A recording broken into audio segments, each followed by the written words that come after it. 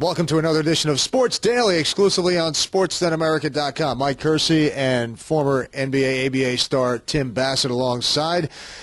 Time today to talk about the Yankees spending spree. I know this is a hot spot for you right now. Now, they lost quite a bit of payroll, but they've added a lot on. You have other teams now who are saying, how can we compete against these guys?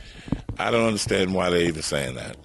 The luxury tax that the Yankees pay every year for all of their expensive free agent signings goes right to the other teams. And my problem with that is the owners who get that money, they put it in their pockets when they could use it to sign some other players if they really wanted to. So, you get what you pay for in this league. Yeah, the Yankees have a lot of money. And you know what? Since George Steinbrenner has owned this team, whatever money they make, they put it back in the team. You can't be mad at it. How can a sports fan of their team look at a situation like that? It's not like George Steinbrenner's putting his money in his pocket. The Steinbrenner family has put it back into the Yankees. And you know what? When they didn't make the playoffs last year, you knew they were going to spend some money. There was no doubt about it. And I know that they're seriously contemplating Manny Ramirez. I don't care what anybody says, because you need more than one thumper in the lineup. That's why they didn't win last year. And the Yankees of the past and most recent history, they've had guys like Cecil Fielder and Darryl Strawberry and Chili Davis and guys like that on the bench that could come off and play. The Yankees haven't had that in the last few years. It hasn't been because their front nine wasn't talented. They just haven't had the guys that they used to have coming off the bench. Now, on the other hand, pitching has killed them. Now, they lost Messina. You don't know if Pettit's going to come back. I mean, there's still a lot of questions with this ball club. Yeah, they've shored up their offense. Sabathia is a great pitcher. A.J. Burnett is a good pitcher when he's healthy. Will he stay healthy? That's a big key. What are you going to get out of Jabba Chambers? Is he going to start? Is he going to relieve? Are they going to sign another pitcher? I mean, I don't think they're finished yet. There's still a month to go before the training camp opens, so they're still retooling this team, but I'm liking what I see. Now, how about the Mets on the other side? Another one opening up a brand new stadium, a lot of excitement with Citi Field, and this could be a very good team. Again, it's going to be an awful exciting year. Well, the Mets have the good fortune in this case, to be in a town where all the eyes are on the New York Yankees. So the Mets can do their business, and nobody's questioning how much money they spend. Nobody's questioning the deals they make. They can go about their business without any scrutiny, so to speak. They signed two pitchers that are going to help them, Rodriguez and J.J. Putz. These guys, you can make this a 7-inning game now. If your starters can get you to 7 and get these two guys in at the end, that's certainly going to help this team. But I still think they need some offense. They need some corner outfielders on left and right field. Beltran has got to give you a little bit better season than he gave you last year.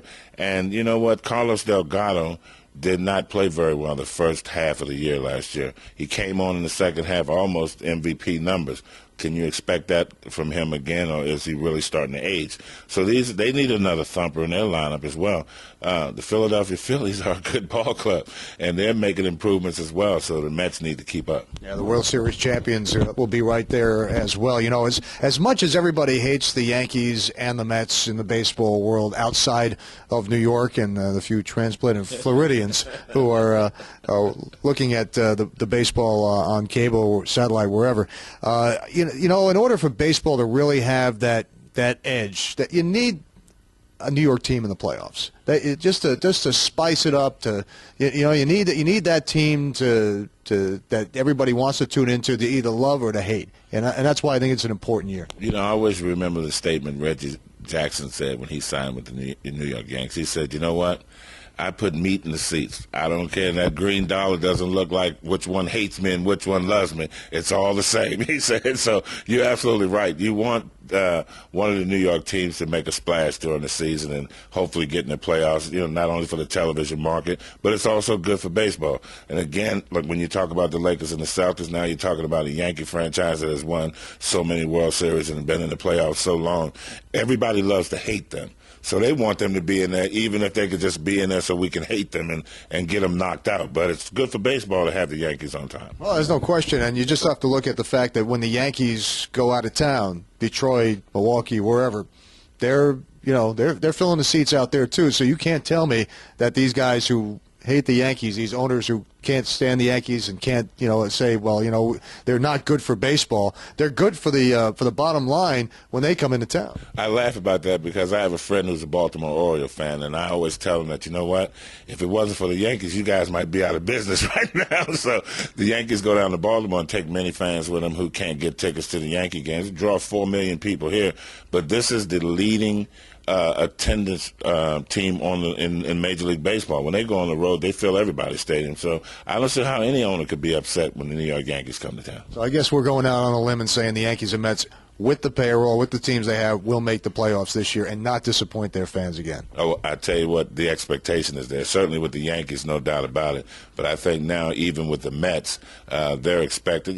They got 2 years of, as Jimmy Rollins says, of choking to get over, and that's got to hurt the Mets. And so they've got. What about the pride factor? And let's talk about that. What about the pride factor and the choking and the lock? I mean, that's got to hang over you as an athlete. There are some who are in our business who say, well, these guys are getting paid so much money they don't care. I don't believe that. Absolutely not. Every player wants to win. You can make a lot of money, but it's still, again, in every sport, it's all about the ring.